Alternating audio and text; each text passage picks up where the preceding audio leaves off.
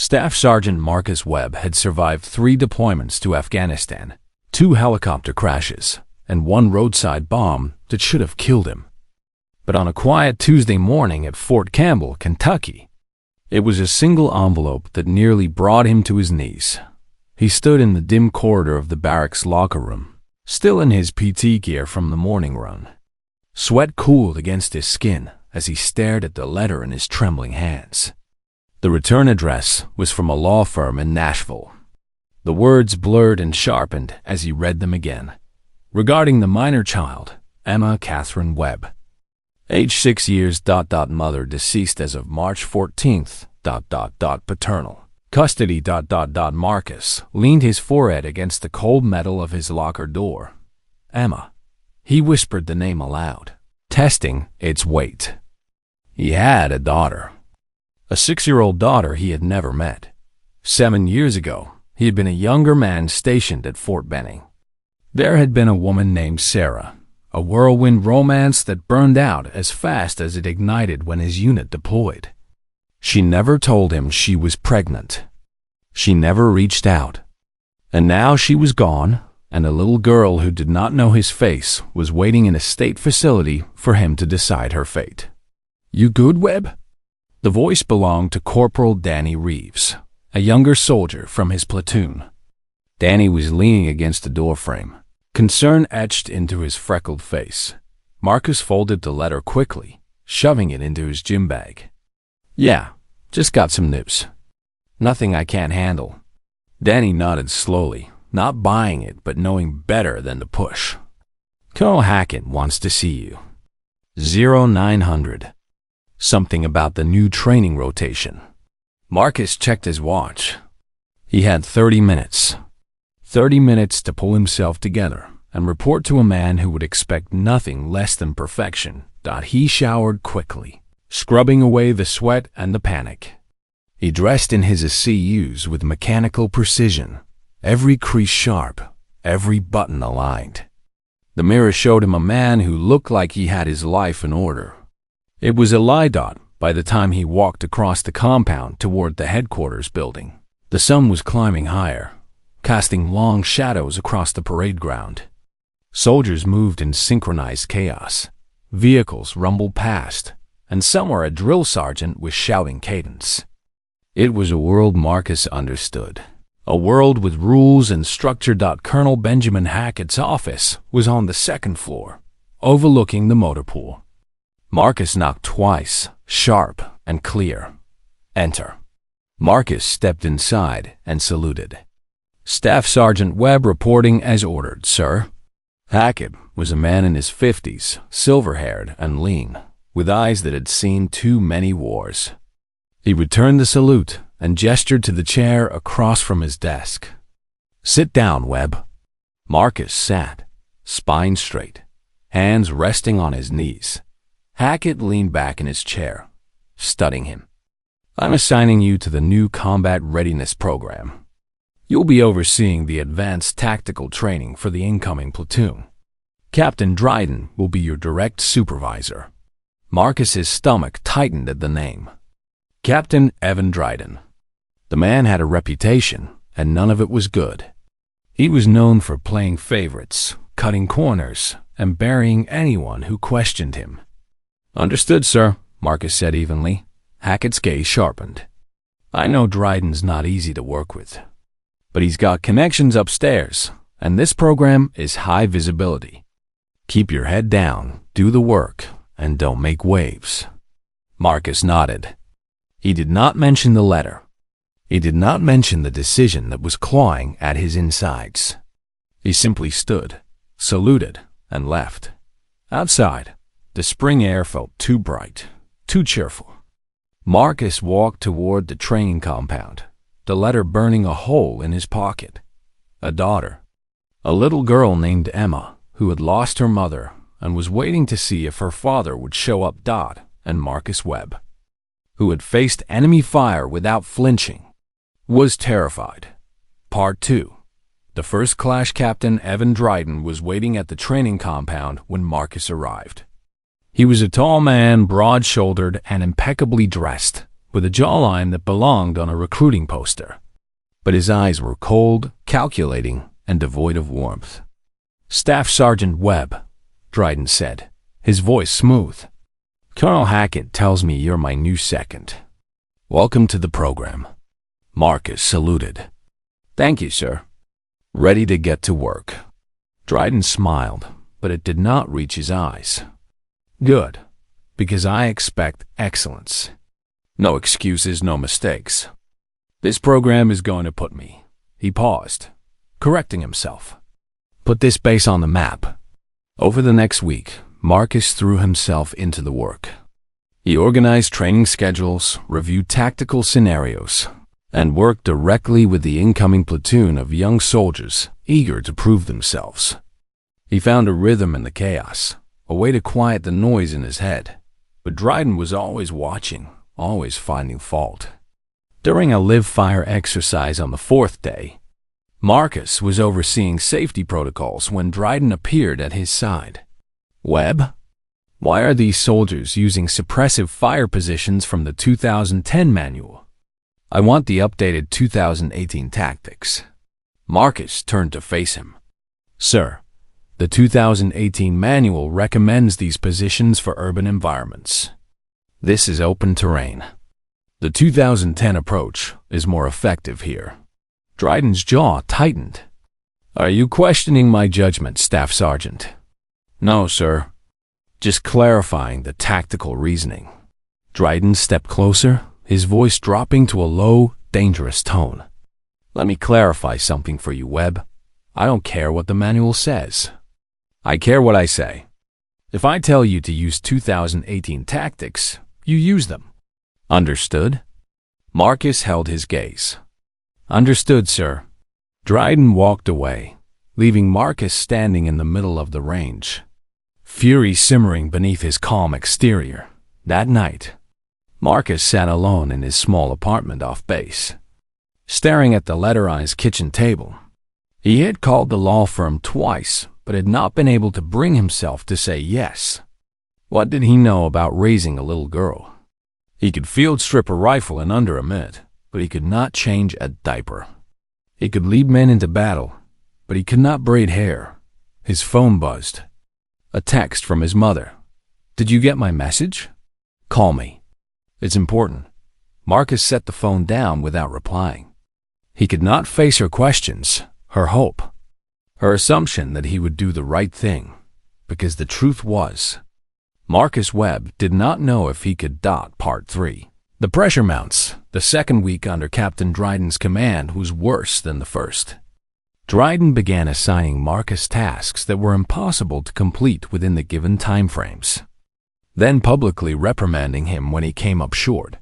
During a morning briefing in front of the entire training cadre, Dryden held up a report Marcus had submitted. "This is unacceptable," Dryden said, his voice echoing in the small briefing room. Staff Sergeant Webb was supposed to have vehicle maintenance logs for all 20 Humvees by 0700. He only submitted 18. Marcus stood at attention. "Sir, 2 vehicles were still in the motor pool undergoing repairs. I submitted the logs for all available vehicles." Dryden's smile was thin and sharp. "Excuses, Webb. I don't accept excuses. You'll redo this entire report by tomorrow morning. Dismissed." Marcus left the room, his jaw clenched so tight his teeth ached. Behind him, he heard one of the junior officers whisper, "Dryden's really got it out for him." The only person who offered any support was Lieutenant Amy Cho, a logistics officer who had worked with Marcus on a previous deployment. She found him later that day in the supply depot, reviewing inventory sheets. "Webb, you okay?" she asked quietly. Marcus looked up, exhaustion written across his face. "Just doing my job, ma'am." Amy sat down across from him. "Dryden's dirty, Marcus. Everyone knows it. He's cooking the books on equipment reports to make himself look good for a promotion. If you keep standing in his way, he's going to bury you." Marcus said nothing. He had suspected as much. Dryden's numbers were too clean, his reports too perfect. Why doesn't anyone report him? Marcus asked. Amy sighed. Because he's got friends in high places. And because the last guy who tried ended up reassigned to a desk job in Alaska. That night, Marcus finally called his mother. She answered on the first ring. Marcus, sweetheart, I've been worried sick. Did you get the papers about Emma? Marcus closed his eyes. Yeah, Mom, I got them. And? I don't know, Mom. I don't know if I can do this. There was a long silence on the other end. When his mother spoke again, her voice was gentle but firm. Marcus, that little girl just lost her mother. She's alone. You're all she has left. You don't get to run from this. Marcus felt the weight of her words settle over him like a heavy blanket. What if I'm not good enough? Then you figure it out. That's what parents do. After the call ended, Marcus sat in the dark, the letter on the table in front of him. He thought about Emma, a little girl who did not know his name. He thought about Dryden, a man who wore the uniform but had no honor. And he thought about the choice he had to make. Part 4. The breaking point. The breaking point came on a rainy Thursday afternoon during a field training exercise. Marcus was supervising a squad running a navigation course through the wooded terrain near the base perimeter. The weather had turned foul, rain pouring down in sheets, turning the trails into rivers of mud. Dryden appeared out of nowhere, rain dripping off the brim of his cap. Webb, I need you to send your squad through the Alpha route. Marcus frowned. Sir, Alpha route crosses the creek. With this rain, the water level is too high. It's not safe. Dryden's eyes narrowed. Are you refusing a direct order, Staff Sergeant? No, sir. I'm advising that the route is unsafe. We should use Bravo route until the water recedes. Dryden stepped closer, his voice dropping to a venomous whisper. You think you know better than me? You think you're smarter? Send them through Alpha, or I'll have you written up for insubordination.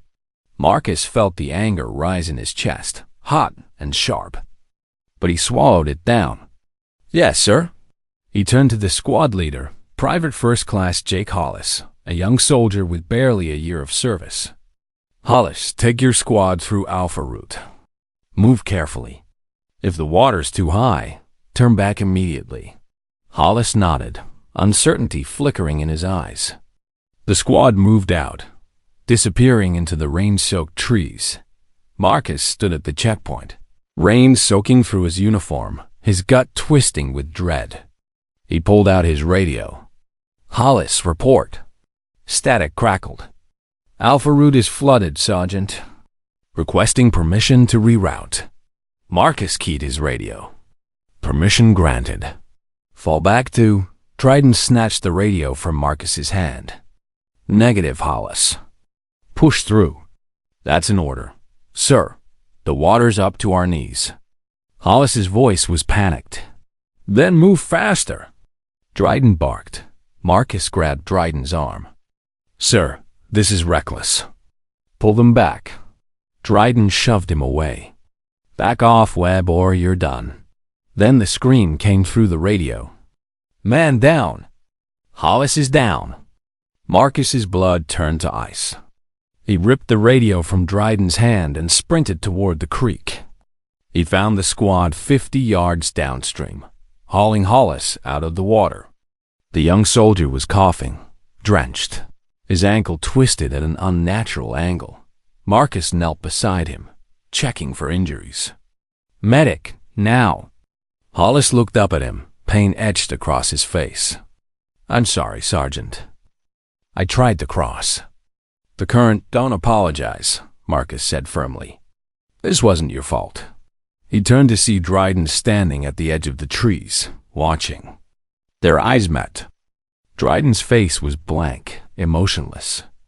Then he turned and walked away. That night, Marcus sat in his apartment, the letter about Emma open on the table beside him. He thought about Hollis, barely 20 years old, injured because of a reckless order. He thought about Dryden, A man who cared more about looking good than keeping his soldiers safe. And he thought about the choice he had been avoiding for 2 weeks. Marcus picked up his phone and dialed the law firm in Nashville. When the receptionist answered, he did not hesitate. "This is Staff Sergeant Marcus Webb. I'm calling about Emma Catherine Webb. I'm ready to take custody." Part 5. The Fight Back. Begins. Marcus spent the next 3 days gathering evidence. He pulled training logs, safety reports, and maintenance records. He cross-referenced Dryden's reports with the actual equipment status, and the discrepancies were glaring. Vehicles listed as fully operational were in the repair bay. Ammunition counts were inflated. Safety protocols were ignored. Lieutenant Amy Cho helped him quietly, pulling files from logistics without leaving a trail. "If Dryden finds out what you're doing, he'll crucify you," she warned. "I know," Marcus said, "but I can't let him keep putting soldiers at risk." The real breakthrough came when Marcus discovered a pattern in the radio logs. During the Alpha Route incident, Dryden had overridden Marcus's safety call and issued the order to push through. But the official after-action report Dryden filed made no mention of Marcus's objection. Instead, it blamed Hollis for failure to exercise proper judgment. Marcus felt his anger harden into cold resolve. Dryden was not just reckless. He was a liar. On Friday afternoon, Marcus requested a meeting with Colonel Hackett. The colonel agreed, scheduling it for Monday morning. That weekend, Marcus drove to Nashville. The law firm had arranged for him to meet Emma at a supervised visitation center. He had not slept the night before, his mind racing with 1,000 fears. When he walked into the small, brightly colored room, he saw her immediately. She was tiny, with dark hair pulled into 2 ponytails and eyes that were too serious for a 6-year-old. She sat on a chair, clutching a stuffed rabbit, watching him with cautious curiosity. Marcus knelt down in front of her, his heart pounding.